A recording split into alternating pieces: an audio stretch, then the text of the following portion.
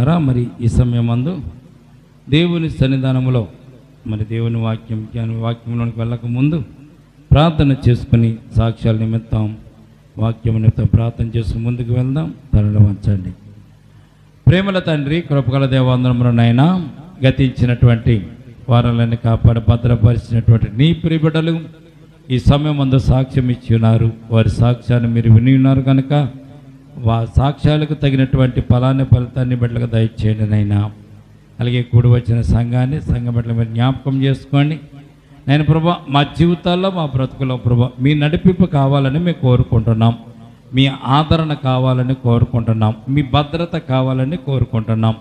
కనుక వచ్చేవారమంతా కూడా నీ బిడ్డలను ప్రభాటి రీతిగా మీ ఆదరణతోనూ భద్రతతోనూ నడిపింపుతోనూ ప్రభా నీ బిడ్డలను కాపాడి నేను ప్రభా వారిని దీవించమని, అలాగే వాక్య భాగంలోకి వెళ్తుండగా వాక్యాన్ని కూడా ప్రభా మీరు ఆశీర్వదించండి. నిలబడిన దాసుడు ఉట్టివాడు మట్టివాడు తండ్రినైనా నీ దాసుని ముఖాంతరంలో వచ్చి మీరే మాట్లాడండి. నీ దాసుని నోటికి మీరే బోరగా ఉండి ప్రభా ఈ సమయం ముందు నీ బిడ్డ మనం అందరితో మాట్లాడమని, కూడి వచ్చిన ప్రతి ఒక్క బిడ్డనని ప్రభా వినగల చెవులు, గ్రహింపగల హృదయం, అంగీకరించే మనసు, ఆనందించి ఆత్మను దయచేయమని ఈ సమయం ముందు ప్రభు ఈ స్థలం చుట్టూ మీకు కంచె వేసి కాపుదలు దయచేసి మీ ఆత్మను ప్రభు నీ బిడ్డ మనం అందరికీ దయచేసినైనా నీ వాక్యాన్ని ప్రభు నేను వినగలిగినటువంటి నేను ఆశను మాకు పుట్టించమని, చేసిన ప్రార్థన ఆలకించమని యేసయ్య నామమును అడిగి వేడుకొంచున్నాము తండ్రి. ఆమేన్, ఆమేన్. ప్రియమైన బిడ్డలారా, రెండవ రాజుల గ్రంథంలో మొదటి రాజుల గ్రంథంలో మనం కొన్ని విషయాలు జ్ఞాపకం చేసుకున్నాం.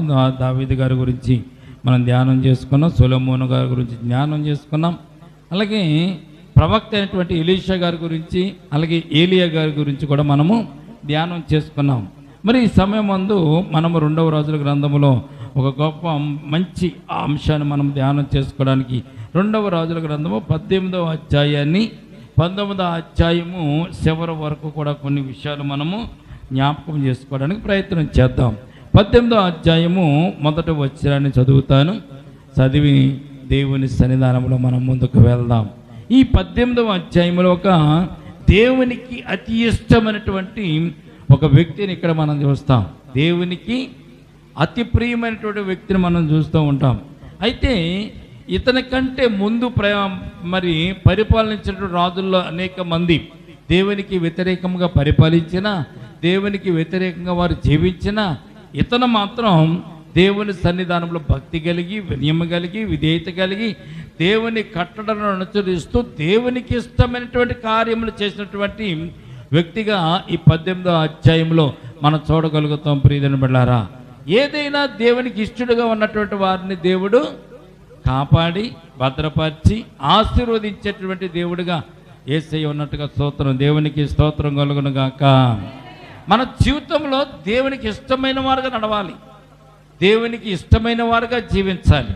అంటే దేవునికి ఇష్టమైన వారుగా జీవించడం అంటే ఏమిటండి? దేవునికి ఇష్టమైన వారుగా నడవడం అంటే ఏమిటండి? అంటే మీరు ప్రియమైన బిడ్డలారా, ఏం చేస్తే బాగుంటుందని తలంచుకోవడం అవసరం లేదు. దేవుని వాక్యానికి అనుగుణంగా జీవించాలి, దేవుని ఆజ్ఞలకు అనుగుణంగా జీవించాలి, దేవుని చిత్తాన్ని నెరవేర్చడానికి మన ప్రయత్నాలు చేయాలి. ఇవన్నీ కూడా పరిశుద్ధ గ్రంథంలో, బైబిల్ గ్రంథంలో దేవుడు మన కొరకు వీటినన్నిటిని కూడా వ్రాయించి ఉంచారు. కనుక వాటిని చదువుకుని అర్థం చేసుకొని, అర్థం కాకపోతే తెలియకపోతే తెలిసిన వారిని అడిగి అట్టి రీతిగా మనం దేవునికి ఇష్టమైన వారుగా జీవించడం అన్నది చెయ్యాలని పరిశుద్ధ గ్రంథం మనకు తెలియజేయబడుతుంది. ఈ 18వ అధ్యాయంలో మొదటి వచనాన్ని మీకు తెలియజేస్తానండి.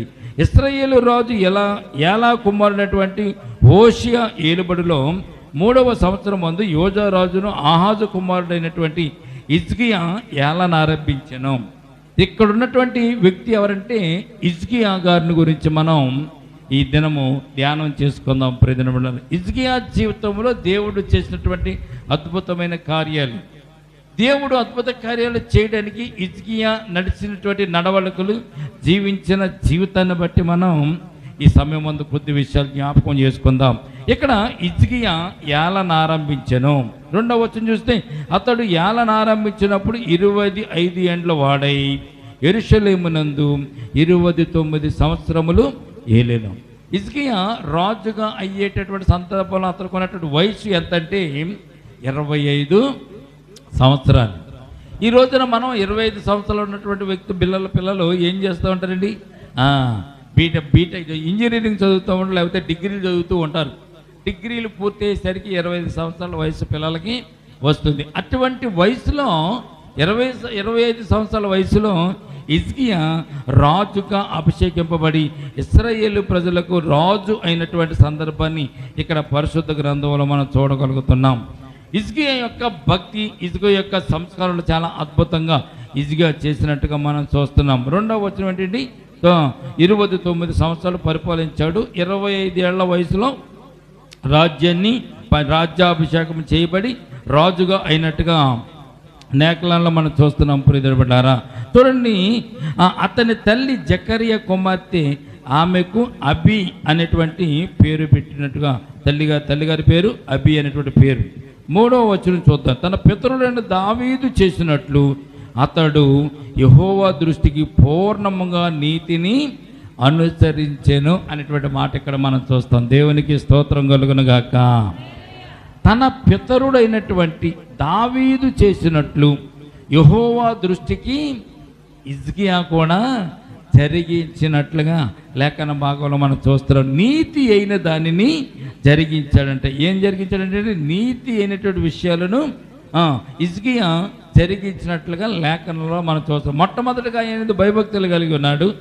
దేవునికి ఇష్టమైనటువంటి రీతిలో దావీదు ఎలాగ దేవునికి ఇష్టానుసారమైనటువంటి దావీదు అనే పేరును బిరుదును పొందుకున్నాడు, అట్టి రీతిగానే దావీదు అనుసరించినటువంటి నీతియుక్తమైనటువంటి దేవునికి ఇష్టమైనటువంటి కార్యములను ఇక్కడ హిజ్కియా చేసినట్లుగా పరిశుద్ధ గ్రంథంలో మనం చూడగలుగుతున్నాం. ఏం చేస్తాడు హిజ్కియా?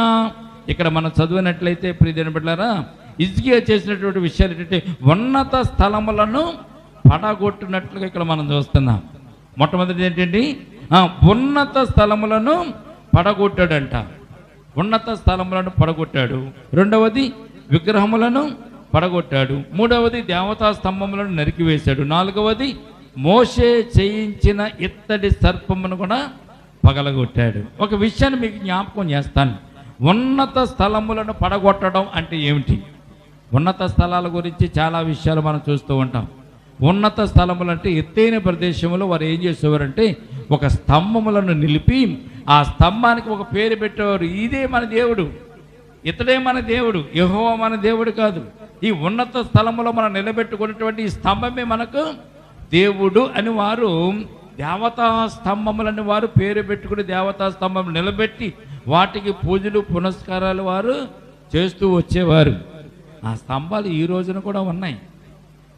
ఈ రోజున కూడా ఆ స్తంభాలు ఉన్నాయి. ఎక్కడ ఉంటాయినా ఆ స్తంభాలు? గుడుల దగ్గర స్తంభం కూడా పెడతారు. తప్పగా ఉడికారు ఒక కర్రతోను పుచ్చుకోనటువంటి కర్ర తయారు చేసి కర్రగా పెట్టి దానికి గంటలు కట్టి దీపారాధన చేసి దానిని పూజిస్తుంటారు. ఇప్పుడు కూడా ఉన్నాయి. వాటిని దేవతా స్తంభాలు అని ఇశ్రాయేలు జనాంగం టైంలో వారు వాటిని పూజించేవారు. ఇది దేవునికి ఇష్టమైనటువంటి పని కాదు, దేవునికి కోపము పుట్టించేటటువంటి పని. ప్రియమైన బిడ్డలారా, ఉన్నత స్థలములను పడగొట్టి ఉన్నత స్థలంలో స్తంభాలను పడగొట్టాడు. ఎందుకు చేశాడు ఈ పని? అది దేవునికి ఇష్టము కాదు. మనం దేవునికి ఇష్టమైనటువంటి పనులే చేయాలి. మనం రాజుము కనుక రాజులను ఏర్పాటు చేసేవాడు దేవుడు, అధికారులను నియమించేవాడు దేవుడు. దేవునికి ఇష్టం లేకుండా ఎవరు రాజు అవ్వడం కానీ, దేవుని చిత్తం లేకుండా ఎవరు అధికారం అవ్వడం కానీ ఈ లోకంలో జరగదు. కనుక నేను దేవుని ద్వారాగా రాజు అయ్యాను కనుక, నేను దేవుని అంశం నుంచి వచ్చిన వాడు కనుక దావీదు చేసినట్టుగా నేను చేయాలని కోరిక కలిగి హిజ్కియా ఏం చేశాడంటే ఉన్నత స్థలములను పడగొట్టాడు. దేవునికి ఇష్టమైన కార్యం ఏంటి? ఉన్నత స్థలములను పడగొట్టడం. రెండవది విగ్రహములను కూడా పడగొట్టాడు. ఆ దేశంలో ఉన్నటువంటి విగ్రహాలన్నీ కూడా కూల్చేశాడు. విగ్రహాలను కూల్చడానికి ఏంటి? ఉన్నత స్థలంలోకి వెళ్ళి బలులు అర్పిస్తున్నారు, మందిరానికి వెళ్తలేదు వీళ్ళం. విగ్రహాలను పూజిస్తున్నారు, విగ్రహాలను పెట్టుకుని పూజిస్తున్నారు, దేవుని మందిరానికి వెళ్ళడం లేదు. ఈ రెండు విషయంలో హిజ్కియా చాలా బాధ కలిగి మొట్టమొదటిగా ఉన్న స్థలములను పడగొట్టాడు, రెండవది విగ్రహాలను పడగొట్టేశాడు, మూడవది దేవతా స్తంభములను కూడా నరికివేశాడు. దేవతా స్తంభాలు పెద్ద పెద్ద స్తంభాలు కట్టి వారు కూడా పూజించేవారు. తర్వాత నాలుగవ విషయం చూసినట్లయితే ప్రియమైన మోషే ఏర్పాటు చేసినటువంటి ఇత్తడి సర్పము. మోషే ఇత్తడి సర్పాన్ని ఎందుకు ఏర్పాటు చేశాడు? నిర్గమకాండంలో ఉంటుంది కదా, మోషే ఇత్తడి సర్పాన్ని ఎందుకు ఏర్పాటు చేశాడంటే ఇశ్రాయేలీయులు పాపం చేసినప్పుడు దేవుడు తాపకరమైన సర్పాలను వారి మధ్యలోకి పంపించాడు. తాపకరమైన సర్పాలు అంటే ఈ రోజున ఉన్నట్టు పాములు కాదు. అప్పుడు కలిస్తే వారు చనిపోయేవారు, నూరలు కట్టుకుని వెంటనే చనిపోయేవారు. తాపకరమైన సర్పాలు, మందు వేసే టైం కూడా ఆ రోజులో ఉండేది కదా. ఇది దేవుడు పంపించిన ఉగ్రతమైనటువంటి సర్పాలు. ఇవి ఆ సర్పాలు కోట వల్ల అనేక మంది ఇశ్రాయేలు జనాంగం చనిపోతున్నారు, నిమిషానికి చనిపోతున్నారు. పాములు కరవడం, వీళ్ళు చనిపోవడం. అప్పుడు మోషే దేవునికి ప్రార్థన చేసిన, ప్రభువా ఈ ఉగ్రత ఎంతటితో ఆపనైనని ప్రార్థన చేస్తే దేవుడు ఏం చెప్పాడంటే మోషేకి, నువ్వు ఇత్తడి సర్పాన్ని చేసి నిలబెడితే ఎవరైతే పాము గరుస్తారో వచ్చి నిదానించి ఆ ఇత్తడి సర్పాన్ని చూసినప్పుడు వారికి ప్రాణహాని జరగదు, వారు బ్రతుకుతారు, జీవిస్తారని దేవుడు చెప్పిన విధానాన్ని బట్టి మోషే ఏం చేశాడంటే ఒక ఇత్తడి సర్పాన్ని తయారు చేసి అరణ్యంలో నిలబెట్టాడు. ప్రియదనబడ్డారా, ఆ నిలబెట్టేటువంటి ఇత్తడి సర్పము ఆ రోజున దేవుడు పంపించిన ఉగ్రత నుంచి తప్పించుకోవడానికి దేవుడు ఏర్పాటు చేయమంటే మోషే ఏర్పాటు చేసినటువంటి ఆ ఇత్తడి సర్పాన్ని తర్వాత కాలక్రమేణా కొంతకాలం జరిగేసరికి ఆ ఇత్తడి సర్పాన్ని కూడా పూజించడం వీళ్ళు మొదలుపెట్టారు. ఇశ్రాయేల్ జనాంగం ఇత్తడి సర్పాన్ని కూడా పూజలు చేయడం మొదలుపెట్టారు. దేవుడిని విడిచిపెట్టి దేవుడు చేయమన్నటువంటి మోషేతో చెప్పినటువంటి ఇత్తడి సర్పాన్ని కూడా పూజిస్తూ ఇదే మా దేవుడని వరడం, ఇదే మాకు దేవుడని వాటిని పూజిస్తూ దేవునికి కోపం తెప్పించేవారు. ఈ విషయాలన్నీ కూడా హిజ్కియా ఆలోచన చేసి దేవుడికి ఇష్టం కానివి ఏమున్నావని ఒక సభ ఏర్పాటు చేసి ఆ సభలో చర్చించి దేవుడికి ఇష్టం కానివి దావీదు గారు ఏం చేసేవాడు, దేవునికి ఇష్టమైన కార్యాలని చెప్పి దావీదు గ్రంథాన్ని తెప్పించుకుని ఆ గ్రంథములు అన్నీ చదువుకొని తెలుసుకుని అప్పుడు హిజ్కియా కూడా దావీదు నడుచుకున్నట్టుగా మనము ఈ వాక్య భాగంలో మనం చూస్తున్నాం. దేవునికి స్తోత్రం కలుగునుగాక. ఏం చెప్పాడండి ఇక్కడ, దావీదుకి ఇష్టమే, దావీదు చేసినట్టుగానే ఇక్కడ హిజ్కియా కూడా చేసినట్లుగా పరిశుద్ధ గ్రంథంలో మనం చూస్తున్నాం. దేవునికి స్తోత్రం కలుగునుగాక. తన పితరుడు అయిన దావీదు చేసినట్లు అతడు యెహోవా దృష్టికి పూర్ణంగా నీతిని అనుసరించెను అని 3వ వచనం మొదటి లైన్ మనం చూడగలుగుతున్నాం. అంటే దేవునికి ఇష్టమైన కార్యములు చేసేవారిని దేవుడు విడిపిస్తాడు. ఈ రోజున దేవుని సన్నిధానంలోకి వచ్చి దేవుని సన్నిధిని ప్రార్థిస్తూ దేవునికి సాక్షి ఈ లోకంలో జీవిస్తూ ఏ మచ్చ డాగు లేకుండా మనం బ్రతుకుతున్నప్పుడు, నీతిగా ఉంటున్నప్పుడు, నీతిమత్తమైన జీవితంలో మనం నడుస్తున్నప్పుడు దేవుడు తప్పకుండా నిన్ను కాపాడతాడని వాక్యం తెలియజేస్తుంది.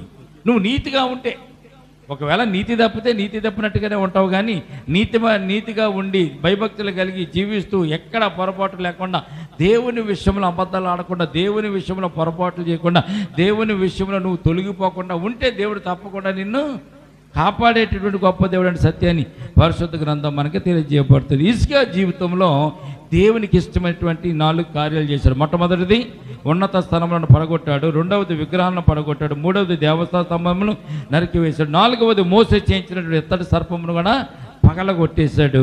దేవునికి ఇష్టమైనటువంటి కార్యాలు ప్రియదినబడ్డారా.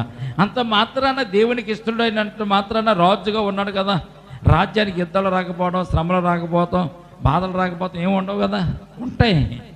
ఎంత భక్తిపరుడైనా కానీ దేవుని యందు పరీక్షింపబడడం అనేది ఒక గొప్ప కార్యం. అది ప్రియదినబడ్డారా. హిజ్కియాకు కూడా ఒక రోజున ఒక కష్టం వచ్చింది, ఒక ఇబ్బంది వచ్చింది. హిజ్కియాకు కూడా ఒక శ్రమ వచ్చింది. రాజు అయినటువంటి హిజ్కియా రాజ్యం మీదకి శత్రువు దండెత్తి వచ్చినటువంటి సందర్భాన్ని ఇక్కడ మనం పరిశుద్ధ గ్రంథంలో మనం చూస్తాం. 19వ అధ్యాయము చూడండి, 19వ అధ్యాయము 14వ వచనం 15వ వచనం మనం చూస్తే ప్రియదినబడ్డారా చూడండి. 10వ వచనం నుంచి మనం చదువుదామండి. 19వ అధ్యాయము 10వ వచనం మనం చదువుదాం. యోధారాజు అంటే హిజ్కియాతో ఇలా చెప్పుడి, యెరూషలేము అష్షూరు రాజు చేతికి అప్పగింపబడదని చెప్పి నీవు నమ్ముకుని దేవుని చేత మోసపోకము. ఇదిగో అష్షూరు రాజు సకల దేశములను బొత్తిగా నశింపజేసిన సంగతి నీకు వినబడినది కదా, నీవు మాత్రము తప్పించుకుందావా. చూడండి, ఇక్కడ రబ్షాకే పలుకుతూ రబ్షాకే మాసిన మాటలను ఒక సేవకుడు తీసుకుని వచ్చి ఇక్కడ హిజ్కియా దగ్గర వినిపిస్తున్న సందర్భం ఇక్కడ మనం చూస్తున్నాం. చూడండి, అష్షూరు రాజు యొక్క ఘాతకం. అశ్షూరు రాజు ప్రతి రాజ్యం మీదకి వెళ్ళడం, వారు చిన్నవారైతే ఒకవేళ బలం లేని వారైతే వారిని పట్టుకుని వారిని చంపి ఆ దేశాలను సొంతం చేసుకోవడం, ఇవన్నీ చేసుకుంటూ వచ్చాడంటండి. ప్రియమైన బిడ్డలారా, ఈ అశ్షూరు రాజు చేసుకుంటూ వచ్చినటువంటి పనులన్నీ కూడా ఇక్కడ 10వ వచనంలో మనం చూడగలుగుతున్నాం.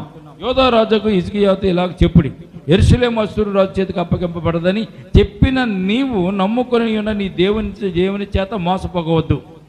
దేవుడు ఏమన్నాడంటే యోధా రాజు చేతికి ఈ రాజ్యం అప్పగింపబడదని దేవుడు చెప్పాడు ప్రవక్త ద్వారా. చెప్పినప్పుడు యెషయా ద్వారా చెప్పినప్పుడు వారు మరలా ఉత్తరం రాస్తున్నాడు, అంటే హిజ్కియాకు ఉత్తరం రాస్తున్నాడు, మీ దేవుడు చెప్పినటువంటి మాటను బట్టి మీరు నమ్ముకొనవద్దు అంటూ ఆయన చెప్తున్న మాటలు కూడా, నా పితరులు నిర్మూలన చేసిన గోజాను వారు గారి, ఆరాను వారు కానీ, రెజేపులు కానీ, తెలసర్లో నుండినటువంటి ఏదేనీయులు కానీ తమ దేవతల సహాయము వలన వారు తప్పించుకొనిరా అని చెప్పి ఇక్కడ అశ్షూరు రాజు అనేటువంటి చెప్పినటువంటి లేఖను బట్టి ఇక్కడ వారు చూసి, చాలా రాజులు మేము చంపేశాం, చాలా రాజుల మీద విజయము పొందుకున్నాం, కానీ నీ దేవుడు అనేటువంటి మాటను బట్టి, నీ దేవుడు చెప్పిన మాటను బట్టి మీరు మోసపోకుడి అని చెప్పి ఒక ఉత్తరాన్ని హిజ్కియా దగ్గరికి పంపించాడు. ఎవరో సన్హెద్రేబు ఇక్కడ పంపించినట్టుగా మనం చూస్తున్నాం. సన్హెద్రేబు పంపించినట్టు ఉత్తరాన్ని తీసుకుని హిజ్కియా దగ్గరికి ఉత్తరం వచ్చినప్పుడు, హిజ్కియా భయభక్తులు కలిగిన వాడు కనుక, దేవుని మీద ఆధారపడిన వాడు కనుక,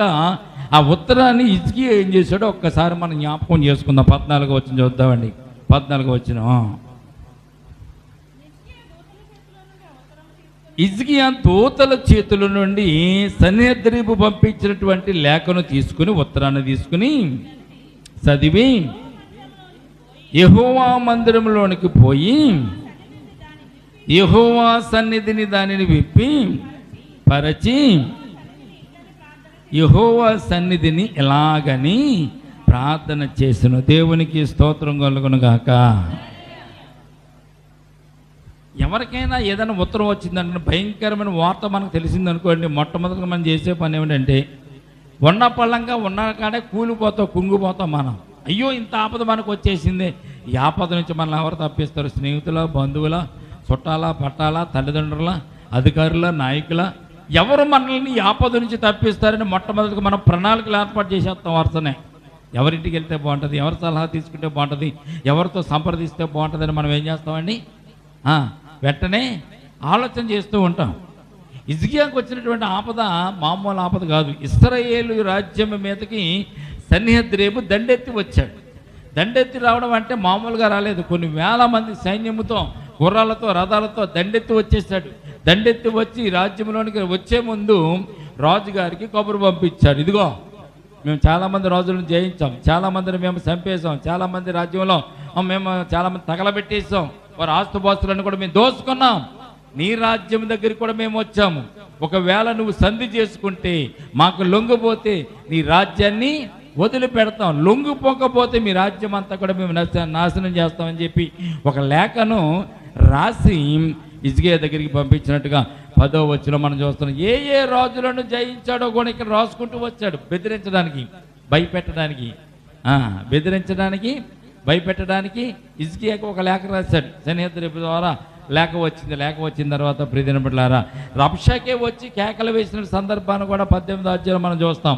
సైన్యాధిపతి రక్షాపై కూడా చాలా ఘాటైనటువంటి మాటలు మాట్లాడిన సందర్భాన్ని కూడా పరిశుద్ధ గ్రంథంలో మనం చూస్తాం. ప్రియమైన బిడ్డలారా, అయినా కానీ ఇక్కడ భక్తి కలిగిన వాడు కనుక, భయభక్తులు కలిగిన వాడు కనుక, దేవుని మీద ఆధారపడినటువంటి హిజ్కియా కనుక, దేవునికి ఇష్టమైనటువంటి పనులు చేసిన వాడు కనుక, దేవుని చిత్తాన్ని నెరవేర్చుతున్నవాడు కనుక వెంటనే ఆ ఉత్తరం తీసుకున్నాడు.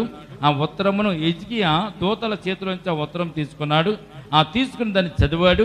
చదివిన తర్వాత ఒక ఆలోచన వచ్చింది, మనం దేవుని మందిరానికి వెళ్దాం, మనం దేవుని దగ్గరికి వెళ్దాం అని చెప్పి దేవుని మందిరమునికి పోయి, దేవుని మందిరంలో యెహోవా సన్నిధిని దానిని విప్పి పరిచి యెహోవాకి ఇలాగూ ప్రార్థన చేస్తును అనేటువంటి మాట 15వ వచనంలో మనం చూస్తాం. దేవునికి స్తోత్రం కలుగును గాక. అంటే నీకు శ్రమ వచ్చినప్పుడు, శోధన వచ్చినప్పుడు దేవుని సన్నిధానంలో మోకరించి ప్రార్థించేయడం అంతే.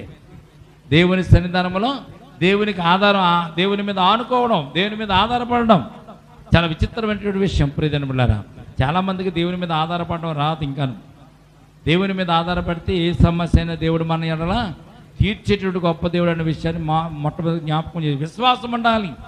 రాత్ర పడవలో యేసుప్రభువు వారు ఉండగా కానీ, నావలో యేసుప్రభువు వారు ఉండగా కానీ, ధోనిలో ఆయన కూడా ఉన్నాడు, ధోనిలో శిష్యులు కూడా ఉన్నారు. వారు విశ్వాసాన్ని విడిచిపెట్టేశారు. అయ్యో మేము నశించిపోతున్నాం, నీకు చింత లేదని ప్రభు దగ్గరికి వచ్చి చెప్తున్నారు. ప్రభు ఆఖరికి ఏమన్నా తెలుసా, మీకు విశ్వాసం లేదా అని చెప్పి దేవుడు గద్దించాడు వాళ్ళని.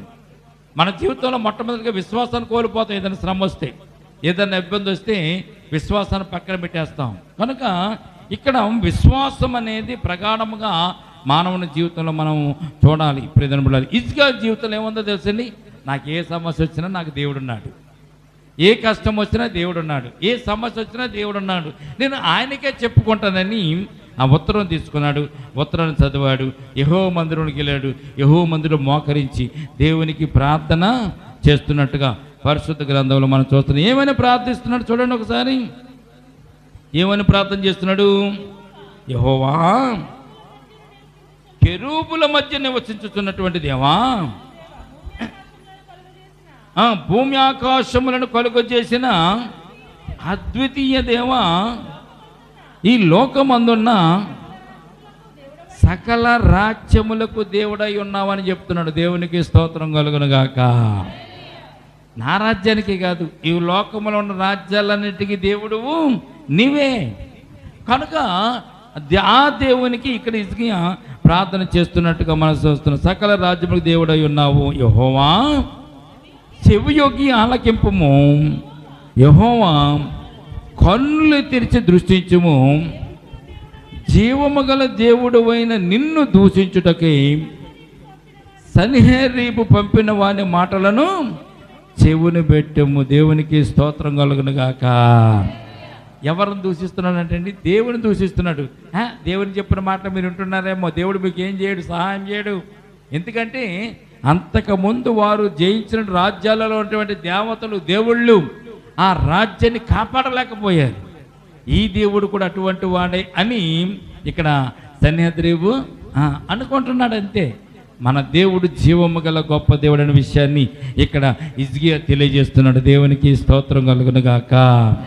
హిజ్కియా చెప్పినటువంటి మాట మనం చూస్తే ప్రియమిత్రులారా, జీవము గల దేవుడు అయిన నిన్ను దూషించుటకే సన్హెరీబు పంపిన వాని మాటలు చెవుని పెట్టుము అని ఇక్కడ ప్రార్థన చేస్తున్నాడు. భూమి ఆకాశంను సృజించిన గొప్ప దేవుడు. ఏ రోజైనా దేవుని మాట వినవలసింది. దేవుని మాట వినకపోతే గట్టి కనిపించే దేవుడు. కనుక ప్రియమిత్రులారా, దావీదుకి ఎటువంటి కష్టం వచ్చిన, ఇబ్బంది వచ్చిన దావీదు కూడా వెళ్ళి దేవుని సన్నిధిలో ప్రార్థన చేసేవాడు. దావీదు దేవుని సన్నిధిలో మోకరించేవాడు. దావీదుని గురించి ఒక మాట, ఆయన కన్నీరు విడిస్తేనంట ఆయన పడుకున్నటువంటి పరక కూడా ఆ కన్నీటికి తేలిందంట. ప్రియమిత్రులారా, అంటే అంత కన్నీటి ఒలిగించాడు. దేవుని సన్నిధిలో అంత భారంగా ప్రార్థించేవాడు దావీదు గారు. ప్రియమిత్రులారా, మన జీవితంలో భారమైన ప్రార్థనలు ఉండవు, బరువైన ప్రార్థనలు ఉండవు, కన్నీటి ప్రార్థనలు అసలే మనకు మన జీవితంలో ఉండవు. మన జీవితంలో కన్నీటి ప్రార్థన ఎప్పుడు వస్తుంది చెప్పండి? కన్నీటి ప్రార్థన ఎప్పుడు వస్తుంది? ఏదైనా బాధ, విపరీతమైన బాధ కలగాలి. ఇక చచ్చిపోతాము అంటే ఎలాగ కన్నీరు వస్తుంది, దుఃఖం వస్తుంది. మన పిల్లలకి ఏదైనా ఆపద వచ్చిందంటే కన్నీరు వస్తుంది, దుఃఖం వస్తుంది. ఈ పని ఎవరు చేయలేరు అంటే కనుక కన్నీరు దుఃఖం కూడా వస్తుంది. కానీ దేవుని సన్నిధిలో ప్రార్థన చేయడం దుఃఖం ఎందుకు వస్తుందండి? మనకి దుఃఖము రాదు. నువ్వు కన్నీరు విడిచి దేవుని సన్నిధిలో ప్రార్థన చేస్తే ఎటువంటి సమస్య అయినా కానీ దేవుడు తీరుస్తాడు అనే విషయాన్ని మొట్టమొదటిగా మేము జ్ఞాపకం చేసుకోవాలి. కనుక ప్రియమిత్రులారా, హిజ్కియాకు గొప్ప ఆపద వచ్చింది. శత్రురాజు వచ్చేసాడు, దండెత్తి వచ్చేసాడు, సైన్యాన్ని తీసుకుని వచ్చేసాడు, ఉత్తరం కూడా రాశాడు. ఆ ఉత్తరాన్ని చూసి, లేఖను చూసి భయపడతాడు, నాకు దోషం అయిపోతాడు, నాకు సరెండర్ అయిపోతాడు అనుకున్నాడు. కానీ హిజ్కియా దేవుని నమ్ముకున్నటువంటి హిజ్కియా, దేవుని ఆశ్రయించిన హిజ్కియా ఏం చేశాడు తెలుసండి? దేవుని మందిరానికి వెళ్ళాడు. హిజ్కియా దూతల చేతిలో ఉత్తరం తీసుకున్నాడు, చదివాడు. యెహోవా మందిరానికి పోయి యెహోవా సన్నిధిని దాన్ని విప్పి దాన్ని పరిచి దేవునికి ప్రార్థన చేస్తాడు. ప్రార్థన చేసిన వెంటనే ప్రియదినప్పుడు 17వ వచనం ఒకసారి జ్ఞాపకం చేసుకోండి. 17వ వచనం, యెహోవా అశ్షూరు రాజులు ఆ జనములను వారి దేశములను పాడు చేసి వారి దేవతలను అగ్నిలో వేసినది నిజమే. ఆ రాజ్యముల దేవతలు నిజమైన దేవుళ్ళు కాక మనుషుల చేత చేయబడిన కర్రలు రొళ్ళే గనుక వారు నిర్మూలన చేసిరి. యెహోవా మా దేవా, లోకమందుల సమస్త జనులు యెహోవాని తెలుసుకున్నట్లుగా చేతుల నుంచి మమ్ములను రక్షింపుమని ఇక్కడ హిజ్కియా ప్రార్థన చేశాడు. దేవునికి స్తోత్రం కలుగునుగాక. ప్రియమైన బిడ్డలారా, ఆశ్చర్యమైన విషయం ఏంటంటే దేవునికి హిజ్కియా ప్రార్థన చేసిన విషయం అష్షూరు రాజు సన్హెద్రేబుకి తెలియదు. దేవునితో నడుస్తున్నాడన్న విషయం సన్హెద్రేబుకి కూడా తెలియదు. ఇశ్రాయేలు జనాంగాన్ని కాపాడేదే యెహోవా దేవుడు అన్న విషయం సన్హెద్రేబుకి అసలు తెలియదు. అంతకుముందు జయించినటువంటి రాజ్యాలన్నింటిలో ఉన్నటువంటి దేవుళ్ళందరూ కూడా నిజమైన దేవుళ్ళు కాదు. వారు కర్రతోను రాయితోను చేయబడిన వారు. ఇశ్రాయేలు దేవుడు ఒక్కడే నిత్యమైన దేవుడు, సత్యమైన దేవుడని సన్హెద్రేబుకి తెలియదు కనుక ప్రియమైన బిడ్డలారా, ఇక్కడ సన్హెద్రేబు దండెత్తి వచ్చాడు. హిజ్కియా ఇక్కడ ప్రార్థన చేశాడు. హిజ్కియా ఇక్కడ ప్రార్థన చేసిన వెంటనే ప్రియమైన బిడ్డలారా, దేవుడు చేసినటువంటి అద్భుతమైనటువంటి కార్యాన్ని మనము ఈ సమయం ముందు మనం జ్ఞాపకం చేసుకుందాం. దేవుడు చేసిన అద్భుతమైన కార్యం ఏంటో తెలిసింది. ప్రార్థన చేశాడు హిజ్కియా. ప్రార్థన చేసినప్పుడు దేవుడు ఆలకించాడు. దేవుడు ఆలకించిన వెంటనే దేవుడు చేసినటువంటి ఒక గొప్ప ఆదరణకరమైన మాట 32వ వచనం మనం చూద్దాం. యెషయా ప్రవక్తను పంపించి హిజ్కియాకు చెప్తున్నటువంటి మాట 32వ వచనం చూడండి ఒకసారి. కాబట్టి అష్షూరు రాజును గూర్చి యెహోవా సెలవిచ్చినది ఏమనగా,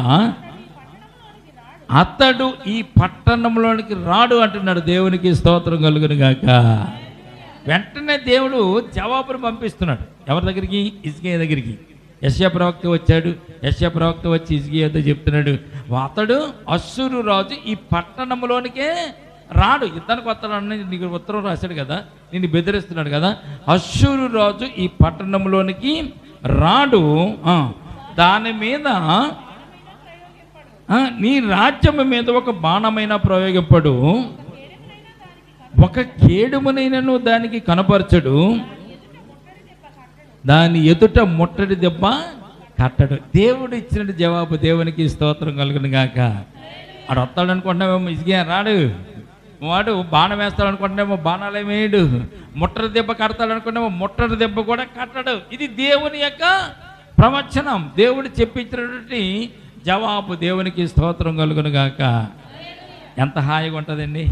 నీకు కష్టం వచ్చిందా, నీకు ఇబ్బంది వచ్చిందా, నీకు ఏ ఇబ్బంది రాకుండా నేను కాపాడుతానని దేవుడు ఒకవేళ దర్శనం నీకు కనపడి నీకు చెప్పాడు అనుకోండి, మనకి ఎంత హాయిగా ఉంటుంది. అప్పటి వరకు కృంగిపోయి కృషించిపోయి దుఃఖంతో ఉండిపోయి మాకు సహాయం చేసేవాడు ఎవరు లేరని దేవునికి ప్రార్థన చేసిన వెంటనే దేవుడు నిన్ను దర్శించి నీకు జవాబు ఇస్తే నీకెంత సంతోషంగా ఉంటుంది. హిజ్కియాకు కూడా అంత సంతోషకరమైన వార్త దేవుడు హిజ్కియా దగ్గరికి పంపించినట్లుగా పరిశుద్ధ గ్రంథంలో మనం చూస్తున్నాం. ఏమంటున్నాడు తెలిసింది ఇక్కడ? యెషయా ప్రవక్త వచ్చేవాడు ఈ పట్టణంలోనికి రాడు మొట్టమొదటిది, దాని మీద ఒక బాణమైన వేయుడు రెండవది, ఒక కేడెము నేను దానికి కనపరచడు. ఒక కేడెము కూడా నీ రాజ్యానికి అతడు కనపరచడు, దాని ఎదుట ముట్టడి తెప్పకుండా వేయడు అని చెప్పి దేవుడు సమాధానం ఇచ్చినప్పుడు హిజ్కియా చాలా సంతోషపడ్డాడు. చూడండి 33వ వచనం చూడండి. ఈ పట్టణంలోనికి రాక తాను వచ్చిన మార్గమునని అతడు తిరిగిపోవును, ఇదే యెహోవా వాక్కు. దేవునికి స్తోత్రం కలుగును గాక. ఆశ్చర్యం కదా. ఆడు ఏ దారినైతే వచ్చాడో ఆ దారిని వాడు వెళ్ళిపోతాడు. నీకు భయం లేదు అని దేవుని వాక్త దేవుని దగ్గర నుంచి యెహోవా మాటను యెహోవా వాక్కును యెషయా భక్తుడు తీసుకొచ్చి చెప్పినప్పుడు ప్రియమైన బిడ్డలారా, హిజ్కియా చాలా సంతోషపడ్డాడు. నిజంగా జరిగినటువంటి సంఘటన ప్రియమైన బిడ్డలారా. హిజ్కియా భయపడినటువంటి విషయాలలో ఏది కూడా ఇక్కడ జరగదు అని చెప్పినప్పుడు హిజ్కియా చాలా సంతోషంగా, ఎలా జరుగుతుంది ఇది, ఈ కార్యం ఎలా జరుగుతుందని కూడా ఇప్పుడు కూడా అడగలే, హిజ్కియా అడగలే. కానీ అక్కడ జరిగినటువంటి కార్యాన్ని ఒకసారి మనం చదువుతాం. చూడండి 34వ వచనం. నా నిమిత్తమును నా సేవకుడైన దావీదు నిమిత్తమును నేను ఈ పట్టణమును కాపాడి రక్షించుదును. నా నిమిత్తమును నా సేవకుడైన దావీదు నిమిత్తమును, దావీదులాగా నువ్వు కూడా చేసిన కార్యం నిమిత్తం ఈ పట్టణాన్ని నేను కాపాడుతాను, ఈ పట్టణంలో ప్రజలందరినీ నేను కాపాడుతానని దేవుడు ఇక్కడ ఆయన వాక్కును ఆయనకి తెలియజేశాడు. తెలియజేసిన తర్వాత జరిగిన సంభవం చూస్తే ఆశ్చర్యం అండి. తెల్లారేసరికి హిజ్కియాకి చాలా సంతోషం కలిగి. ఏం జరిగింది చూడండి, చదవండి ఒకసారి. 35వ వచనం చూస్తే, ఆ రాత్రి ఏదైతే వాడు ఉత్తరం పంపించాడో ఉత్తరాన్ని ఇసుకే చదివాడో, చదివి దేవుని సన్నిధానంలో పరిచి దేవుని సన్నిధానం ప్రార్థన చేశాడో, ప్రార్థన చేసినటువంటి ఆ రాత్రి యెహోవా దూత బయలుదేరి అష్షూరు వారి దండుపేటలో చొచ్చి 185,000 మందిని హతము చేసిన. దేవునికి స్తోత్రం కలుగును గాక. ఎంతమందితో వచ్చాడంటున్నాడు? 2 లక్షల మందితో వచ్చాడు. 2 లక్షల మందితో వచ్చేసాడు యుద్ధానికి. ఎవరి మీద యుద్ధానికి? ఇశ్రాయేలు ప్రజల మీదకి యుద్ధానికి. ఇశ్రాయేలు రాజ్యాన్ని ఇశ్రాయేలు ప్రజలు పరిపాలిస్తున్నటువంటి ఇసుక మీదకి. ఇసుక అల్లుపుడు ఆడంతా ఈడంతా ఆడు చిన్నవాడు 20 సంవత్సరాలు దాటిన తర్వాత యుద్ధానికి వచ్చాడు. యుద్ధంలో వాడికి ఏం తెలియదు. వాడిని ఏదో రకం మనం జయించేసి ఆ దేశాన్ని కూడా మనం హస్తగతం చేసుకుందామని పనిగొట్టుకుని వారు యుద్ధానికి వచ్చేసి ఏ కారణం లేదు. యుద్ధం చేయాలంటే కొన్ని సందర్భాలు ఉంటాయండి. స్థలాల మధ్య కానీ, పొలాల మధ్య కానీ, మనుషుల మధ్య కానీ ఏదైనా ఆటంకాలు వచ్చినప్పుడు యుద్ధాలకు వస్తూ ఉంటాడు. ఇప్పుడు కూడా మన దేశాల మధ్య రష్యా మీదను, ఉక్రెయిన్ మీదను, అలాగే మరి చైనా మీద యుద్ధాలు జరుగుతూ ఉంటాయి. యుద్ధాలు జరగడానికి చిన్న కారణం చాలు. వాళ్ళ పెట్రోల్ పట్టుకెళ్ళిపోయారనో, వాళ్ళ ఆయిల్ ఇలా బట్టి తీసేసుకున్నారనో, వాళ్ళ దేశంలోని వీళ్ళ దేశంలోనూ ఉన్నటువంటి జనాంగాల మధ్యలో చిన్న గొడవ వస్తే చాలు యుద్ధాలు చేస్తూ ఉంటారు. యుద్ధాలు జరిగితే అనేక మంది జనాలు చచ్చిపోతారు, మరణిస్తారు. ప్రియమైన బిడ్డలారా, ఒక్క యుద్ధం వల్ల అనేక ప్రాణాలు నష్టపోతూ ఉంటారు. ఈ రోజున కూడా మరి యుద్ధాలు అనేటువంటి ఈ రోజులోనే, పూర్వకాలం కూడా యుద్ధాలు ఉన్నాయి. రోజులు యుద్ధాలు చేసుకుంటున్నప్పుడు, రాజ్యాల మీద రాజ్యాలు యుద్ధాలు చేస్తున్నప్పుడు అనేక మంది ప్రజలు నశించిపోయే సందర్భాలు అక్కడ మనం చూస్తాం. ఇక్కడ 2 లక్షల మంది పైనే వాడు సైన్యాన్ని తీసుకుని వస్తే ఆ రాత్రి, ఏ రాత్రి అండి? ఉత్తరం పంపించిన రాత్రి, ఉత్తరమును దేవుని మందిరంలో పరిచి ప్రార్థించిన రాత్రి, దేవుడిచ్చిన వాగ్దానం చేసినటువంటి రాత్రి, ఆ రోజునే ఆ రాత్రి దేవుడు ఒక దూతను పంపించాడంట. దేవునికి స్తోత్రం కలుగును గాక. ఆ దూత వచ్చి ఖడ్గం చేత పట్టుకుని ఆ రాత్రి ఎంతమందిని చంపిందంటండి? 185,000 మందిని ఒక్కసారి చంపేసిందంట. ప్రియమైన బిడ్డలారా, అంత ఆశ్చర్యం. 185,000 మందిని ఒక్క దూత చంపడం అంటే మాటలా? ఒక మనిషిని చంపడానికి టైం పడుతుంది, 10 మందిని చంపడానికి టైం పడుతుంది, 100 మందిని చంపడానికి టైం పడుతుంది. 1,00,000 మంది, 185,000, 15,000 తక్కువ 2 లక్షల మంది. ప్రియమైన బిడ్డలారా, 185,000 మందిని రాత్రి చంపేసి జరిగి ఈ సన్హెద్రీబుకి ఏమీ తెలియక ఏమీ తోయక తెల్లారేసరికి వాడు ఏం చేశాడంటండి?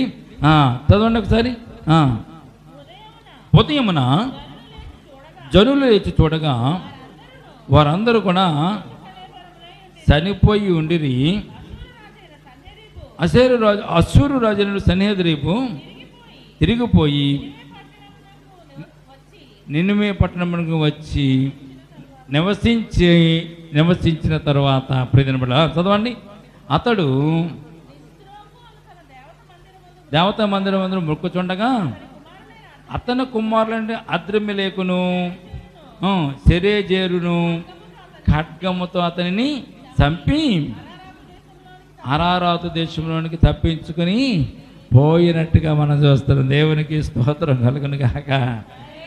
ఈ 185,000 చంపేసిన తర్వాత రాత్రి చంపేసి తెల్లారేసరికి అష్షూరు రాజుకి అర్థమైపోయింది, ఇదంతా కూడా దేవుని యొక్క మహిమ తప్ప మనుషులు చేసింది కాదు. 185,000 మందిని ఎలా చంపేస్తాడు? మనుషులు వచ్చినా కానీ 185,000 మందిని చంపాలంటే కనీసం 1,00,000 మంది రావాలి, కనీసం ఒక 50 మంది వచ్చి వీళ్ళు చంపాలి. చంపుతున్నప్పుడు కేకలు ఇవన్నీ వినపడతాయి కదా. వారు పడుకున్న ప్రదేశంలో ఏమీ వినపడలే. దేవదూత వచ్చి సైలెంట్గా వాళ్ళందరిని చంపేసి దేవదూత వెళ్ళిపోయింది. ఉదయం లేచేసరికి సన్హెద్రీబు తిరిగిపోయి నినివే పట్టణమునకు వచ్చి తప్పించుకొని అక్కడ నివసించినట్టుగా, దేవతా గుడిలో నివసించినట్టుగా ఇక్కడ మనం చూస్తున్నాం. దేవుడు ఏం చెప్పాడు? ఒక బాణమును కానీ ఒక ఈటిని కానీ నీ దేశం మీదకి కనపరచలేడు, ముట్టడి దెబ్బ కూడా వేయలేడు, అదే రానసరం నీ దేశం మీదకి అని చెప్పి దేవుడిచ్చిన వాగ్దానాన్ని బట్టి ప్రియమైన బిడ్డలారా ఇక్కడ మనం చూస్తే సన్హెద్రీబు పారిపోయాడండి. దేవునికి స్తోత్రం కలుగును గాక. ఎన్ని మాటలు పలికాడు, ఎంత గర్వంగా పలికాడు. నీ దేవుడు నిన్ను రక్షిస్తాడంటావా? మేము జయించిన దేశాలు, రాజులు, దేవతలు, దేవుళ్ళు వారిని రక్షించలేకపోయారు కదా, నీ దేవుడు ఎలాగ రక్షిస్తాడనేటువంటి ప్రకాపంలో పలికినటువంటి అష్షూరు రాజు పారిపోయి తన దేవతా గుడులోకి వెళ్ళిన తర్వాత దేవుడు చేసిన పని తెలుసా? అతని కుమారుల చేత అతనిని చంపించినట్టుగా పరిశుద్ధ గ్రంథంలో మనం చూస్తున్నాం. ప్రియమైన దేవునికి ఇష్టమైనటువంటి వారు ఎవరైనా ఉంటే, దేవుని యందు భయభక్తులు కలిగిన వారు ఉంటే, వారి జీవితంలో దేవుడు చేసేటువంటి అద్భుత కార్యాలు ఇట్టి రీతిగా ఉంటాయని తెలియజేయడానికి హిజ్కియా జీవితం ఒక మాదిరికరమైన జీవితం. దేవునికి స్తోత్రం కలుగును గాక.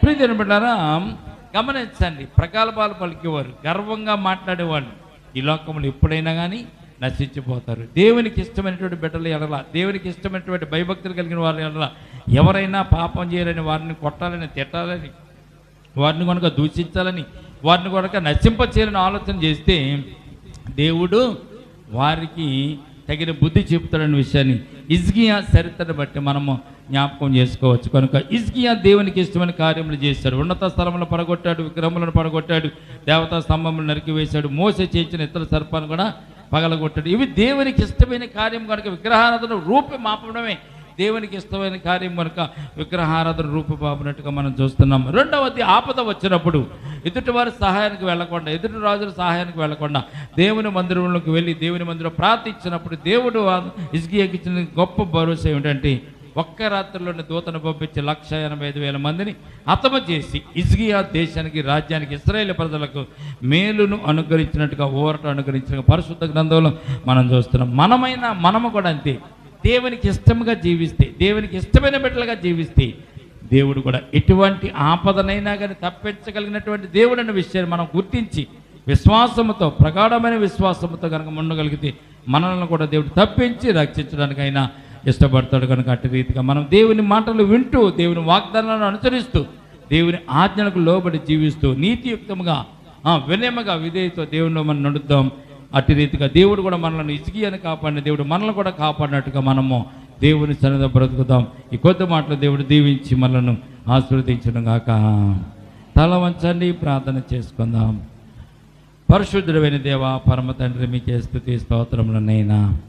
ఎంతవరకు నేను ప్రభువా, మరి 2వ రాజుల గ్రంథం ఉన్నటువంటి నేను ప్రభువా 18వ అధ్యాయం 19వ అధ్యాయం ఉన్నటువంటి నేను ప్రభువా హిజ్కియా ప్రవక్తను గురించి, హిజ్కియాని గురించి, రాజుని గురించి నేను ప్రభువా మరి మేము తెలియజేసుకోవడానికి ఇచ్చిన కృపను బట్టి స్తుతులు స్తోత్రాలు తండ్రి. నేను హిజ్కియా రాజు అయినా కానీ గర్వం లేకుండా, గర్వించకుండా ప్రభువా తన పితరులైనటువంటి దావీదు చేసినటువంటి క్రియలను, కార్యములను, నీకు ఇష్టమైనటువంటి క్రియలను, నీకు ఇష్టమైన కార్యములను ప్రభువా హిజ్కియా కూడా జరిగించినట్టుగా లేఖన భాగాల్లో మేము చూస్తున్నాం. ప్రభునైనా ఉన్నత స్థలములను పడగొట్టి, దేవతా స్తంభం పడగొట్టి, విగ్రహాల్లో పడగొట్టి నేను ప్రభువా నీకు ఇష్టం కానివన్నీ కూడా హిజ్కియా కూడా జరిగించాడు తండ్రి. దావీదు ఎలాగైతే నీకు ఇష్టమైన కార్యములు చేశారు, అలాగే హిజ్కియా కూడా నీకు ఇష్టమైన కార్యములు చేసి నీ కృపను ప్రభువా పొందుకున్న వ్యక్తిగా నేను ప్రభువా మీ పరిశుద్ధ గ్రంథంలో చూడడానికి ఇచ్చిన కృపను బట్టి స్తోత్రాలు. నైనా హిజ్కియా జీవితంలో మీరు చేసినట్టు గొప్ప కార్యము తండ్రి. నైనా రక్షకే పలికినట్టు మాటలు కానీ ప్రభా, భయపెట్టినట్టు మాటలు కానీ, అశ్షూరు రాజుని సన్హెద్రీము పంపించిన లేఖను కానీ ప్రభా భయపడకుండా మీ సన్నిధానంలోనైనా మోకరించి ప్రార్థించి పంపినటువంటి లేఖను ఉత్తరాన్ని సన్నిధిలో పరిచి ప్రార్థించినప్పుడు అద్భుతమైనటువంటి విజయాన్ని ప్రభా మీరు నేను ప్రభా తొలగించినందుకు స్తోత్రాలు చెల్లించుకుంటున్నాం. ఈ సమయం అందనైనా ప్రభా మరి హిజ్కియాకి మీరు ఇచ్చిన మేలులు, ఆశీర్వాదాలు బట్టి వేలాది వందనాలు, స్తుతులు, స్తోత్రాలు తండ్రి. ఈ సమయం అందు ప్రభు నేను మేము ప్రార్థిస్తున్నాం తండ్రి. హిజ్కియాకు మీరు చేసిన మేలు ప్రభా ఆ రాత్రికాల సమయం అంది మీ దూతను పంపించి 185,000 మందిని హతం చేయించినట్టు గొప్ప దేవుడువు. మా జీవితాల్లో కూడా ప్రభా అనేకమైన శోధనలు, శ్రమలు, ఇరుకులు, ఇబ్బందులు నేను ప్రభా నీ సంఘబిడ్డల ప్రభా అనేకమైన ఇరుకులు, ఇబ్బందులు నేను ప్రభా వాటినన్నింటినీ కూడా తప్పించాలంటే నీవే సమర్థుడు తండ్రి.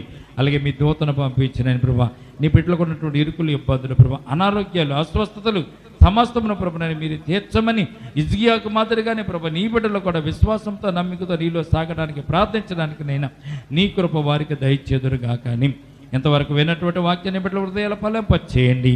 మేము కూడా అటువంటి భక్తి, భయము కలిగి జీవించిన కృప చూపించమని మా జీవితాల్లో కూడా ప్రభు హిజ్కియాలో చేసినటువంటి నేను ప్రభు అద్భుతమైన కార్యాలు మా జీవితాల్లో కూడా జరిగించి నీ బిడ్డలుగా, నీ సొత్తైన ప్రజలుగా, రాజ్య వారసులుగా, నీ సాక్షిగా ఈ లోకంలో బ్రతకడానికి కృప చూపించుదురుగా. కానీ నజరుడైన యేసుక్రీస్తు పరిశుద్ధ నామమున ప్రార్థించి మిక్కిలి వినయముతో బ్రతుకులాడి వేడుకొనుచున్నాము తండ్రి. ఆమేన్, ఆమేన్.